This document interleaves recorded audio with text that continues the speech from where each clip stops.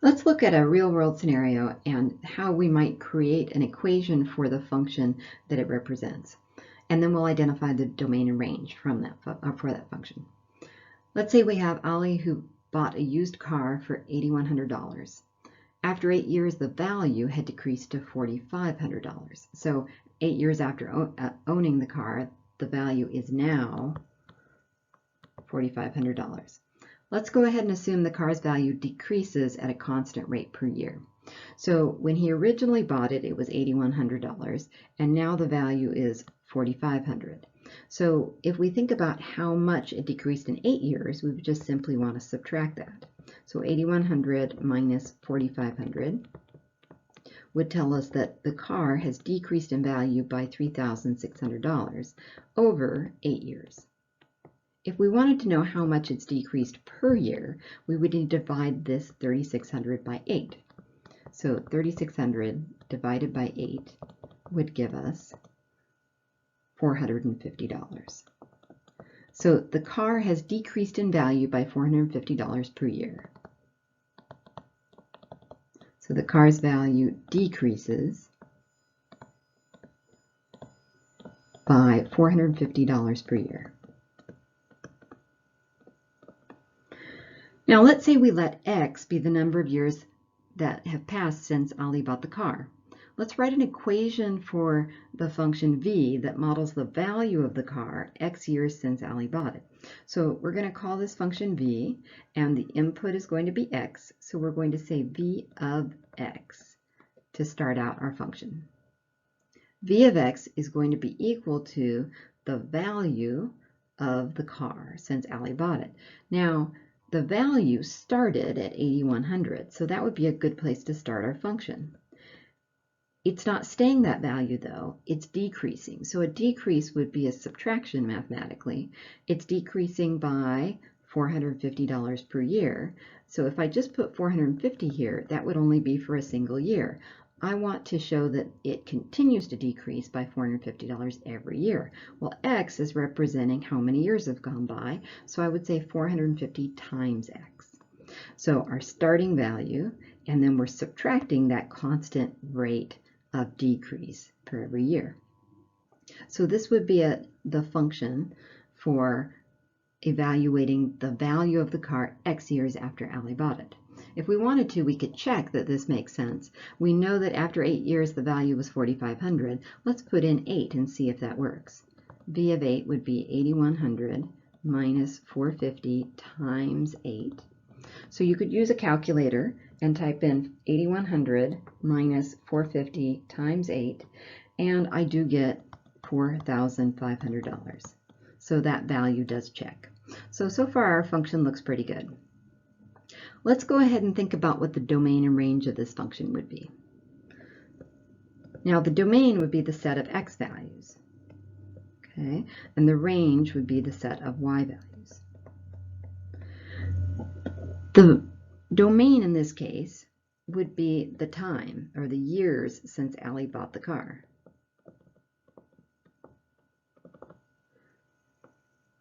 And the range would be the value. Now, the value may be a little bit easier to think about initially.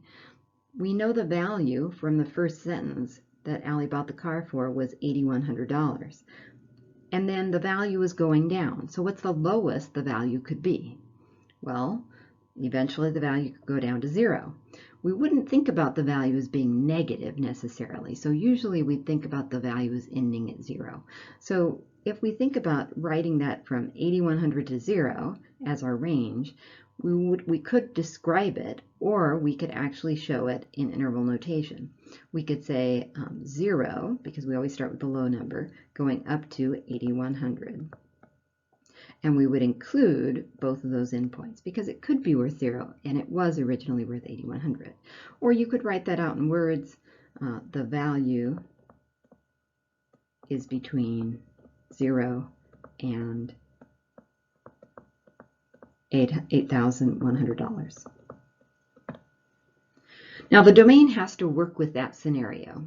Okay, so what we're going to look at is the domain being the values of x, basically the number of years since Allie bought the car. Now, we know that the years could start at 0 because we have it starting when he buys the car. But how far does it go to? Well, when we think about how we're ending the range when the value actually gets to 0, we would want to end the domain at that same place.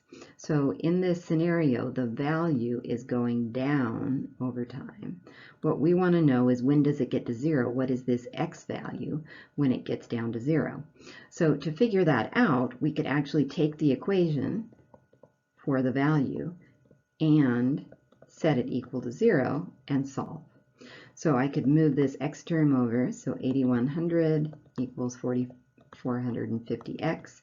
Divide out the 450. 8100 divided by 450 would be 18. So x is equal to 18 when the value goes down to 0. So we normally think about the domain as going from 0 to 18. So thinking about this in terms of words, we would say the car had value from when Allie bought it at year 0 up until 18 years later.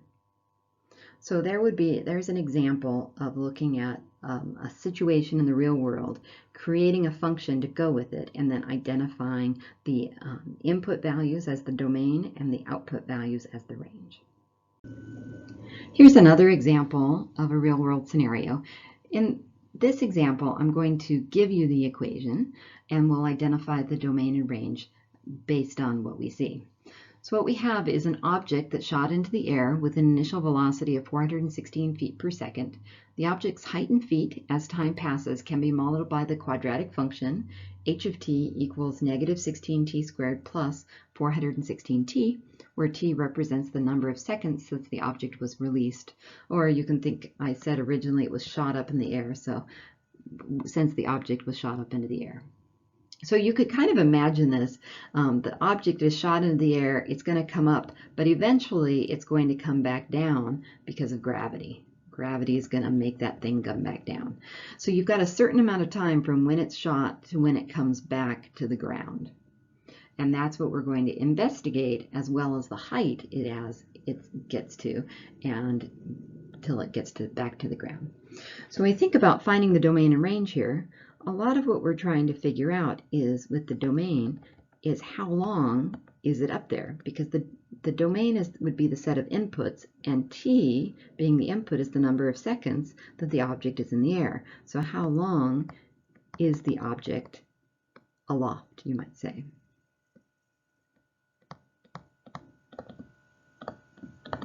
And then the range would be the set of outputs, and the range would be representing the height that the object is at, and the height in feet.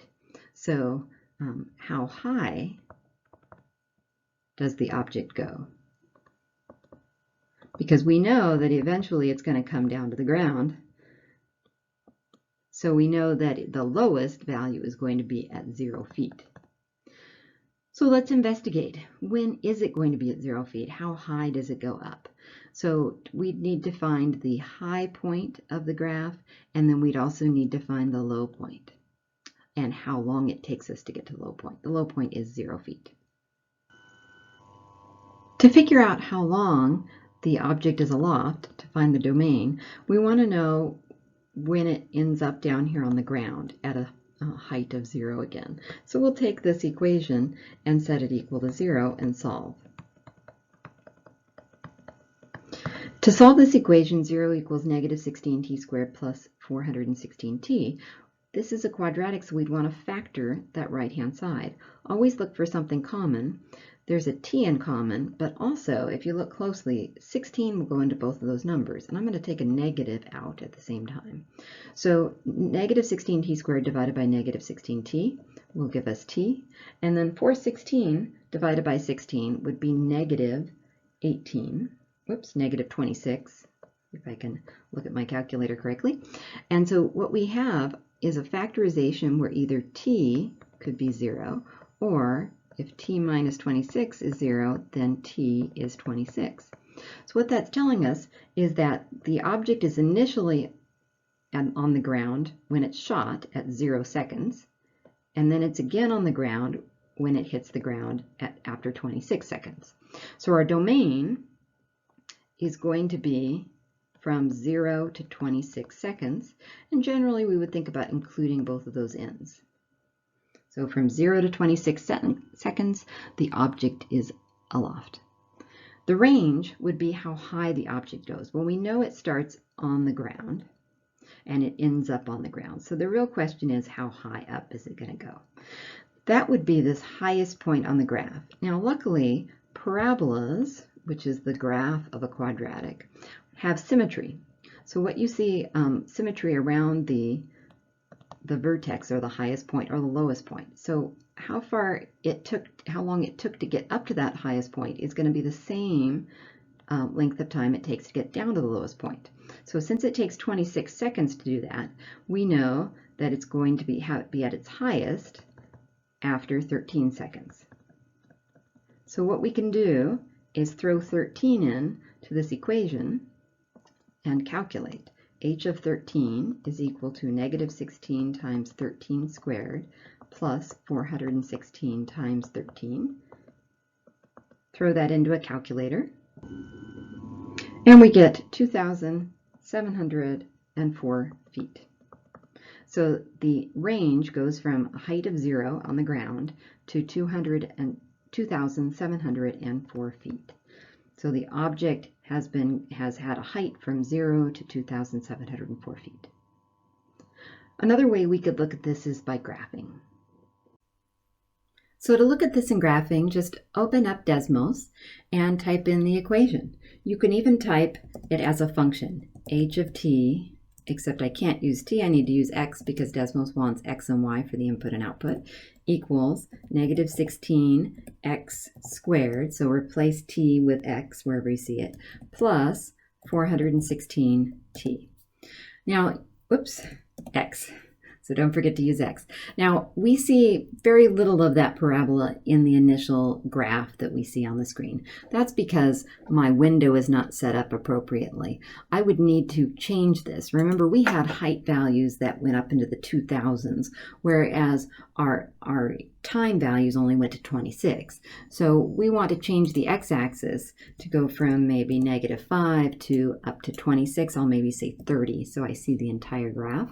And then from the y-axis, we were going quite high, so maybe I'll do 100 to 3,000. Now, the only reason I did a negative 100 there was I knew I wanted to see the axes, so by going in a negative realm, I could see the x-axis still. I'm going to click over to the graph here, and what we see if I click on the graph is Desmos will point out important points, like where it crosses the x-axis at 0, 0. So the graph starts at 0 because it's shot then, and then it ends up hitting the ground 26 seconds later. So those are the 2 points we were looking at in terms of the scenario. And then the highest point happens at 13 seconds here at what we call the vertex. And that highest value, the highest height, is 2,704 feet. So that kind of confirms what we were seeing with the algebra.